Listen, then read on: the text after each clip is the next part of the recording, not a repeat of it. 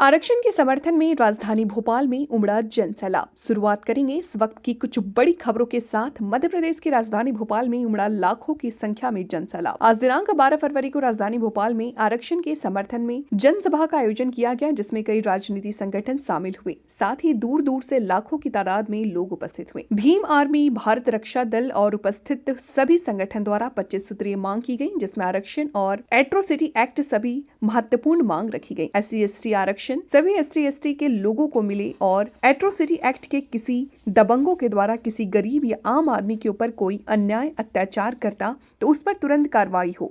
इन्हीं मांगों को लेकर राजधानी भोपाल में सभी भीम अनुयायी द्वारा मांग की गई और जन आंदोलन किया गया। नमस्कार, आप देख रहे हैं प्राइम न्यूज़ 24। मैं हूं आपके साथ योगेन।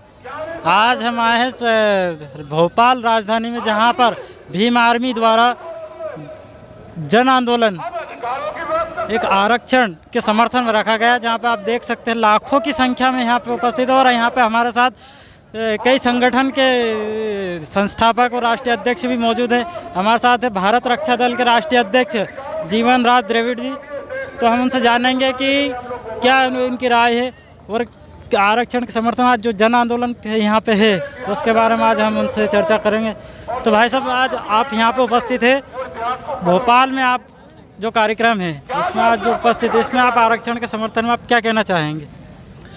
आज जो बेल दशहरा मैदान पर जो सभी संगठनों के द्वारा संयुक्त कार्यक्रम, खास करके आरक्षण और संविधान बचाने के लिए जो यहाँ पर जनसभा आयोजित की गई है, उसमें लाखों की तादाद में हम लोग यहाँ पर इकट्ठा हुए हैं।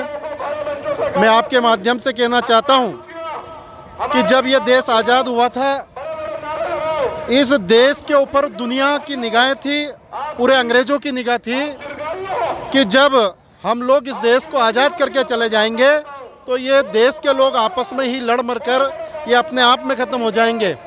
क्योंकि उनको मालूम था कि इस देश में इतनी जाति हो, जिस देश में इतनी संस्कृति हो, जिस देश में अनेकों धर्म हो, वहाँ पर एकता विकास नहीं हो सकता है। लेकिन आज आज़ादी को 70-75 साल हो गया, लंबा वर्ष होने के बावजूद भी ये भारत नंबर 1 पर है। सभी में भाईचारा है, प्रेम है, और उसके पीछे एकमात्र कारण है कि वो है संविधान। ये संविधान के कारण ही इतना संभव हुआ पाया है। मैं कहना चाहता हूँ कि दुनिया के किसी धर्म में चले जाओ, चाहे हिंदू धर्म की बात करें, बुद्धिस्ट की बात करें, सिख की बात करें, इन सारे धर्मों में मूल में भाईचारा है, इंसानियत है, प्रेम है। और इन्हीं सब धर्मों का जो सारांश है वो बाबा साहब डॉक्टर अंबेडकर ने संविधान में दिया है। इसलिए और यहाँ पर सभी को उस संविधान में समता, हक अधिकार, स्वतंत्रता, सभी लोगों को उसमें हक अधिकार है। आज हम लोग इस देश में, इस प्रदेश में संविधान को बचाने आए हैं।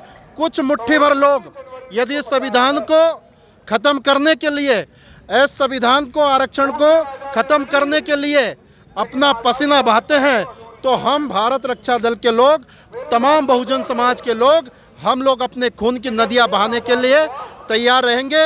ये इतना बड़ा जल, पुलिस की इतनी अच्छी व्यवस्था नहीं है, लेकिन किसी प्रकार की कोई समस्या यहाँ पर नहीं है, क्योंकि हम लोग संविधान को मानने वाले लोग हैं। हम इंसानियत और मानवता में विश्वास रखने वाले लोग हैं। इसलिए साथियों, आने वाली लड़ाई, आने वाला समय ये बहुजन समाज का होगा। आप यहाँ पे जितने भी लोग उपस्थित हैं, और क्या समाज को कोई संदेश देना चाहेंगे? बाबा साहब डॉक्टर अंबेडकर ने हमारे अपने वर्ग को एक संदेश दिया है कि जाओ अपनी दीवारों पर, अपने घर की दीवारों पर लिखो कि आप लोग शासन करती जमात बनना है। लेकिन साथियों, अभी उल्टा हो रहा है। हमारे लोगों ने सिर्फ यहाँ तक सोच रखा है कि हम लोगों को छोटा मोटा पढ़ना है और नौकरी करना है। मैं ये कहना चाहता हूँ कि नौकरी करना, चाहे वो कितना ही बड़ा कुछ नहीं हो, वो छोटा नौकरी होता है। लेकिन बाबा साहब डॉक्टर अंबेडकर की जो लाइन है कि हम इस देश के शासक हैं और शासक करती जमात आने वाले समय में बनेंगे, ऐसा हम लोगों का प्रयास है।